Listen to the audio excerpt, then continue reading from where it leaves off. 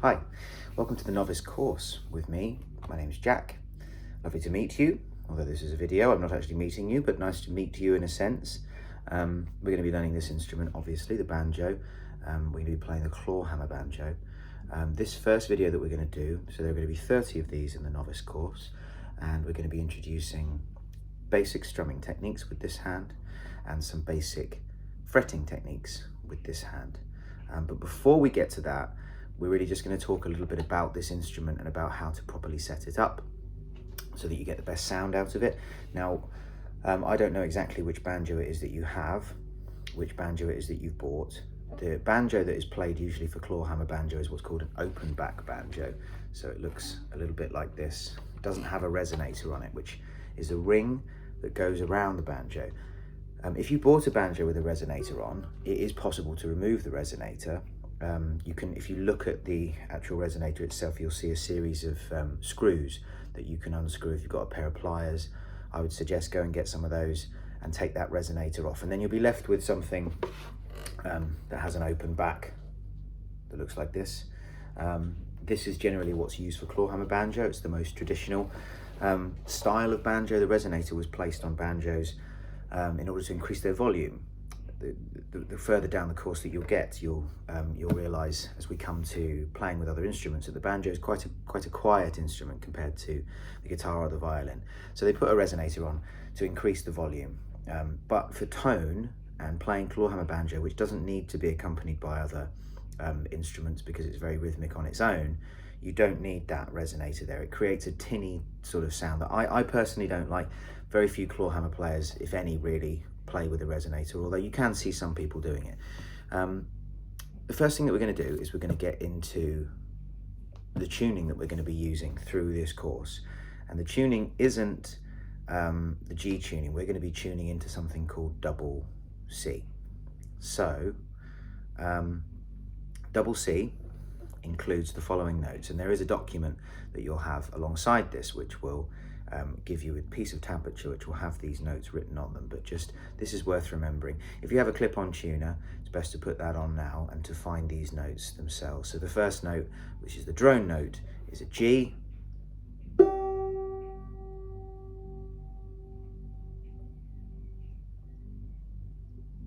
Find that with me.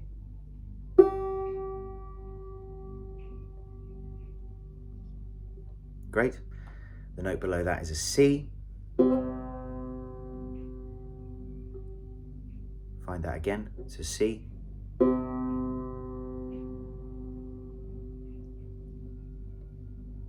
The next note is a G.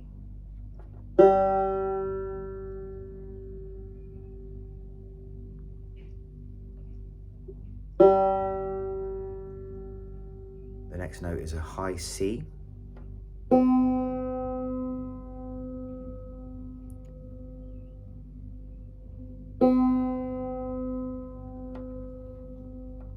And the next note is a D.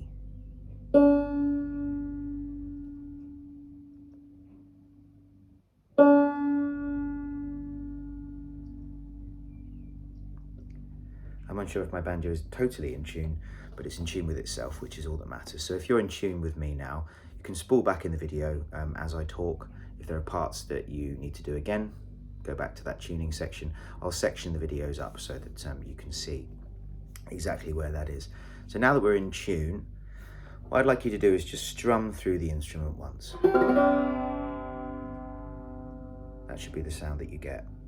Now when we're strumming with a banjo, you may have used your thumb there. Please don't. Can you use the nail of your forefinger or your middle finger?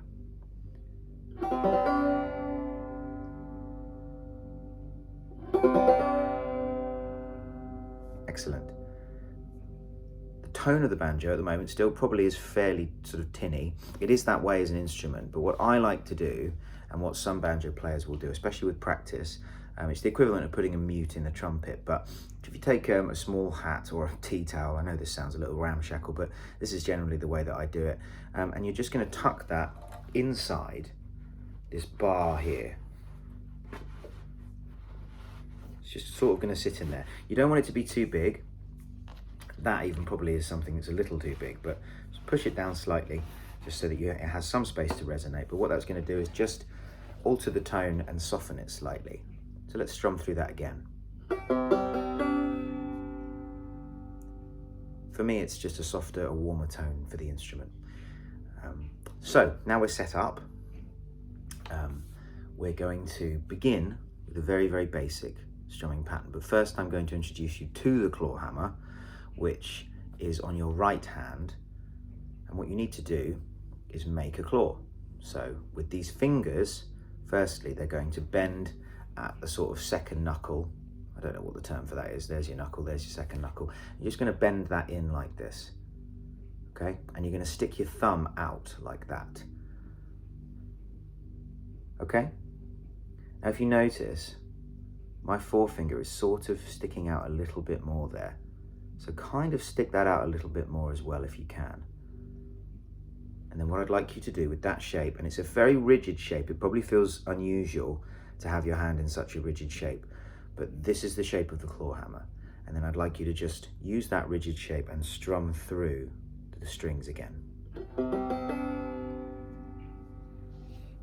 And again.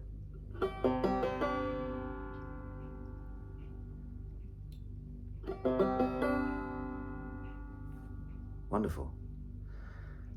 Just pause the video for a moment and just strum through again. Now we're only using down strokes with the clawhammer. Don't strum up.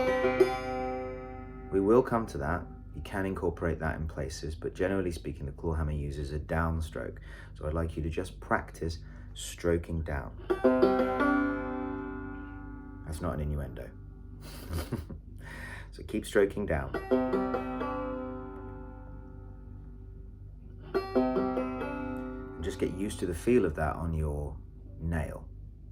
It'll feel a little bit awkward, and it won't initially sound like a brush like mine. It'll probably sound a little bit sort of more jagged, but that's fine. You're just getting used to it for now. That's great. So pause the video and do that for about 5 minutes or so. It seems like a long time, but just stroke through it again and again. What you're going for there is a softness in tone. I'll let you do that now.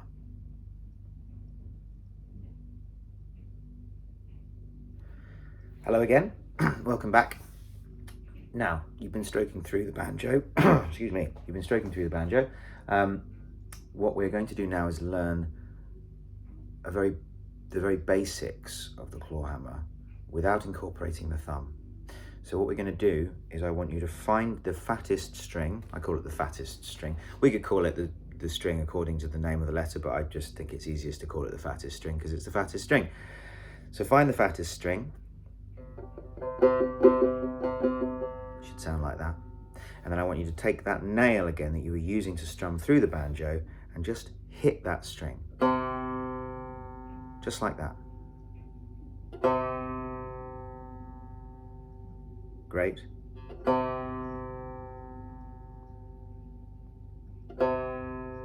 Perfect. Now what I'd like you to do is to try to incorporate these two things together. So I'm going to show you the technique that we're going to learn today, and I'd like you to practice this for 10 minutes after the video is finished.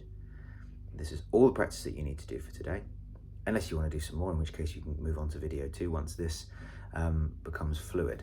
Okay, so what we're going to be after is first, pluck that string, strum through them. Pluck that string, play through them.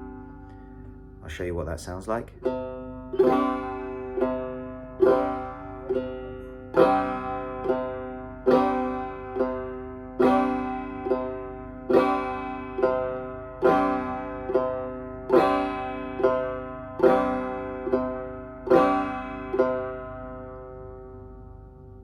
Have you got that?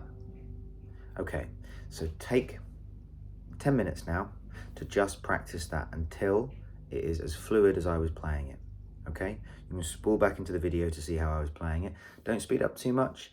Don't expect too much of yourself at the moment.